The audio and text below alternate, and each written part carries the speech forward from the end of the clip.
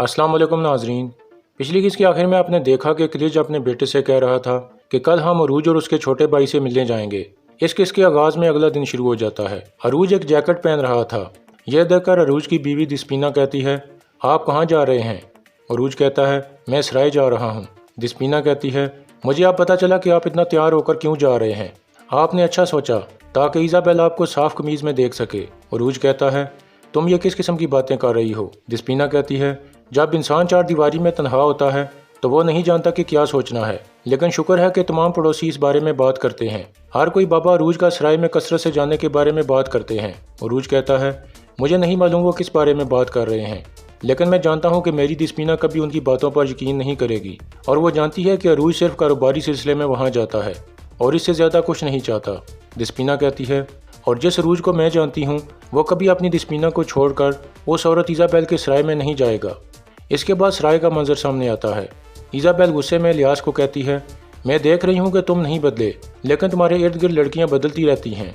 इलियास कहता है, हर कोई मुझे याद करता है, मैं क्या कर सकता हूँ। फिर इज़ाबेल कहती है, अरूज कहाँ है? इलियास कहता है, फिक्र न करो, वो आ जाएगा, फिर अपनी ख्वाहिशात पूरी कर लेना। यह सुनकर इलियास के पास बैठी लड़कियाँ हंसने लगती हैं। इज़ाबेल कहती है, तुम किस बात पर हंस रही हो? दफ़ा हो जो यहाँ से। यह सुनकर वो लड़कियाँ चली जाती हैं।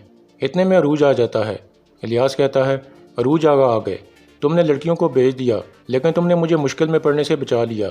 फिर इज़ाबेल चलकर अरूज के पास आ जाती है और कहती है, आखिर तुम आ ही गए, तुमने क्या किया है? क्या तुम जानते हो कि तुमने किसको कत्ल किया है?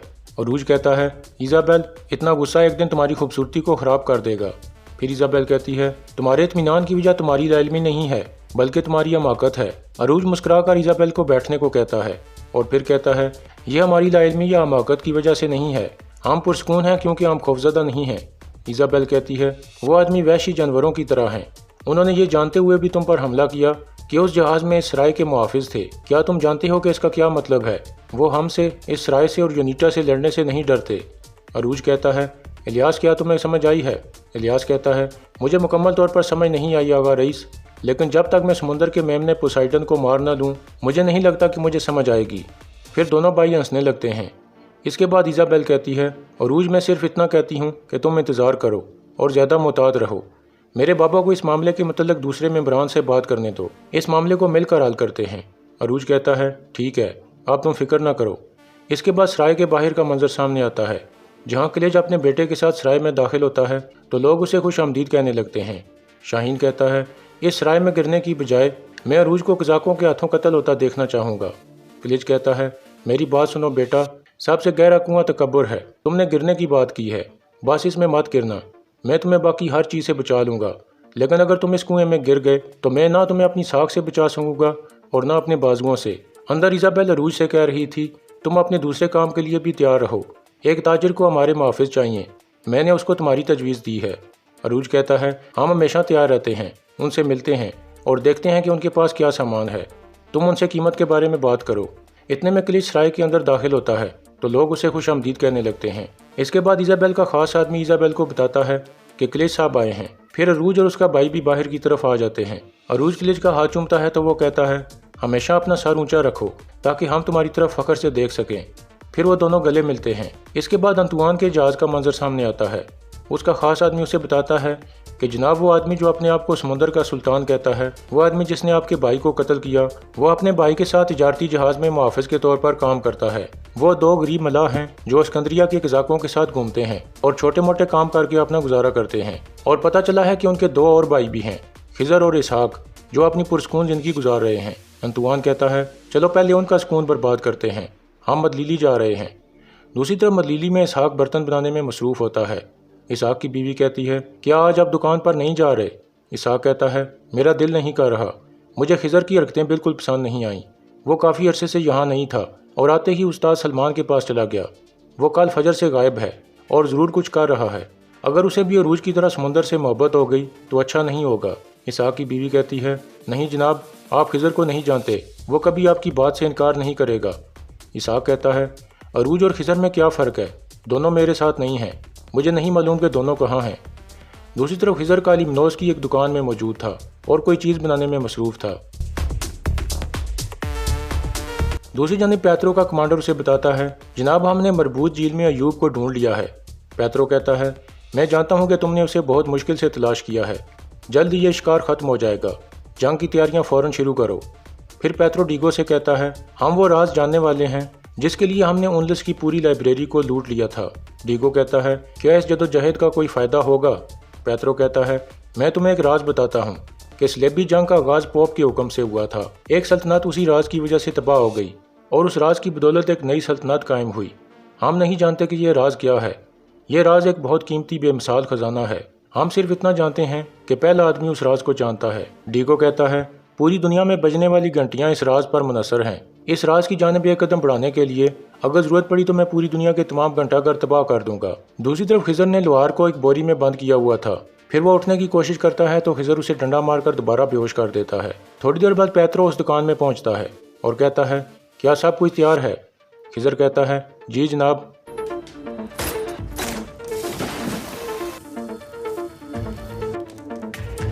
इतने में पेत्रो का कमांडर पूछता है, तुम कौन हो और लोहार मार्कोस कहाँ है? खिज़र कहता है, मैं मार्कोस का कज़न हूँ, वो काम करने के लिए च्यूस जजीरे गया है। इतने में एक आदमी आता है और कहता है, मेरे अच्छे दोस्त पेत्रो, तुम कहाँ थे? मैं सुबह से तुम्हें ढूंढ रहा था। पेत्रो कहता है, मेरे शरीफ शहजादे, कैसे हो तुम?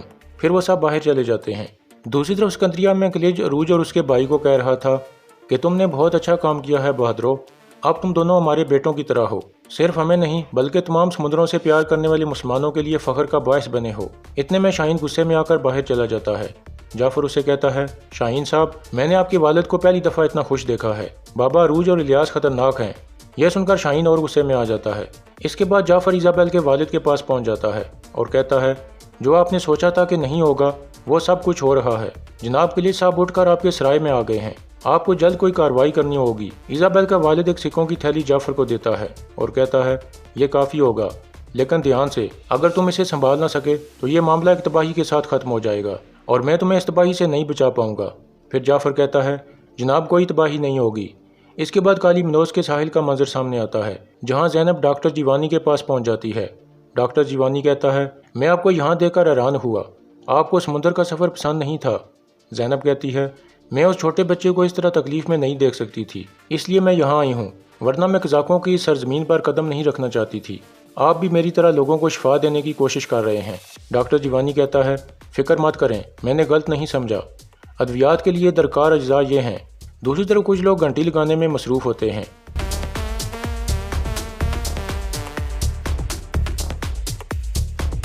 फिर एक शख्स घंटी बजाने लगता है तो खिज़र आहिस्ता से गिनती पढ़ने लगता है और फिर उसके साथ ही एक ज़ोरदार धमाका हो जाता है।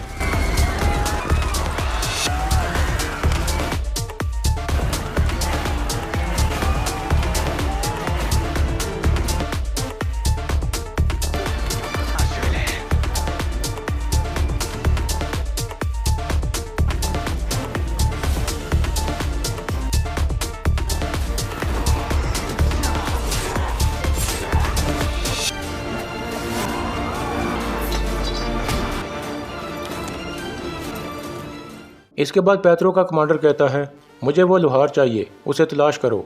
इतने में वो शख्स आ जाता है जिसे ज़ैनब ने कश्ती में थप्पड़ मारा था। वो कहता है, कमांडर वो लड़की मुसलमान है, ये ज़रूर उस लोहार की शरीके जुर्म होगी जिसकी हमें तलाश है। कमांडर कहता है, इसे पकड़ो। फिर वो शख्स और एक सिपाही ज़ैनब को पकड़ लेते हैं।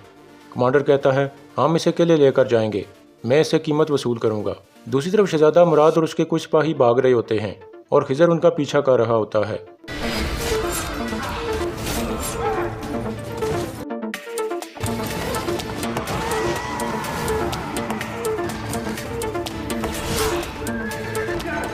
इस तरह खिज़र शहजादे के तमाम सिपाहियों को मार देता है। दूसरी तरफ कुछ गुलाम दिखाए जाते हैं। जाफर गुलामों के मालिक से कुछ गुलाम खरीद लेता है और फिर उन्हें कहता है, मैंने अभी तुम सबको खरीद लिया है और अब मैं तुमको आज़ाद कर रहा हूँ। अगर तुम लोग आज़ाद और अमीर होना चाहते हो तो जैसे मैं कहता हूँ वैसे करो। तुम लोगों ने 2 बेज़मीर आदमियों को सबक सिखाना है। दूसरी तरफ अरूज कहता है, मैं लेस्बोस जाना चाहता हूँ इलियास।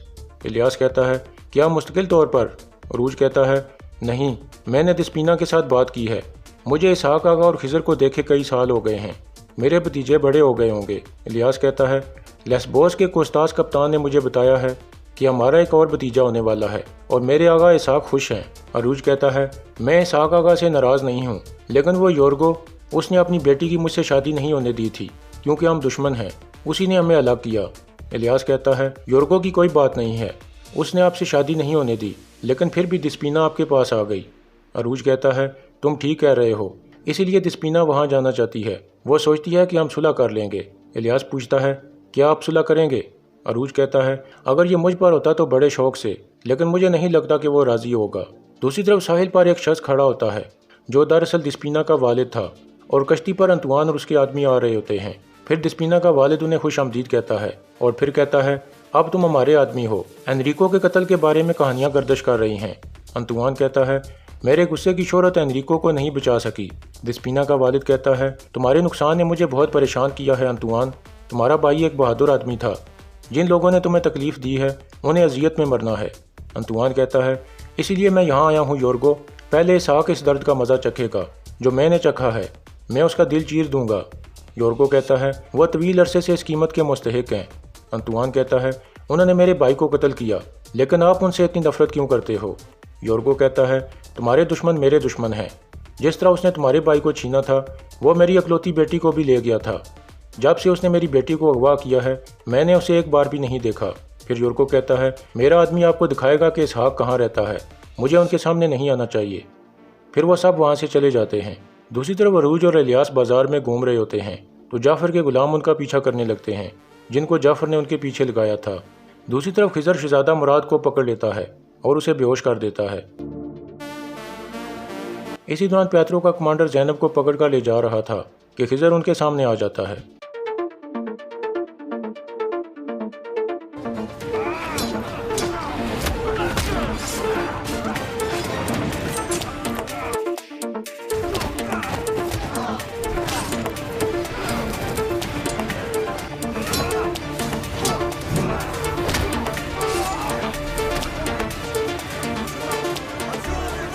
اس طرح خضر زینب کو بچا لیتا ہے۔ دوسری طرف عروج اور اس کا بھائی ساحل کے قریب پہنچتے ہیں تو وہ غلام انہیں گھیرے میں لے لیتے ہیں۔ دوسری جانب انطوان اور اس کے ساتھی اسحاق کے گھر پہنچ جاتے ہیں۔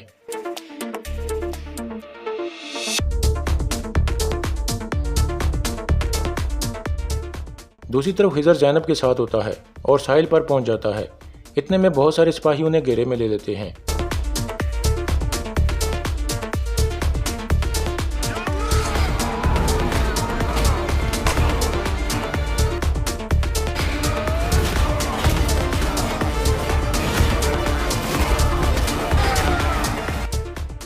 دوسری جانب انطوان پوچھتا ہے کیا عروج کے بھائی اسحاق تم ہو؟ اسحاق کہتا ہے میں عروج کا آغا، مالک، استاد، بڑا بھائی اور والد ہوں۔ یہ سن کر انطوان اس پر حملہ کروا دیتا ہے۔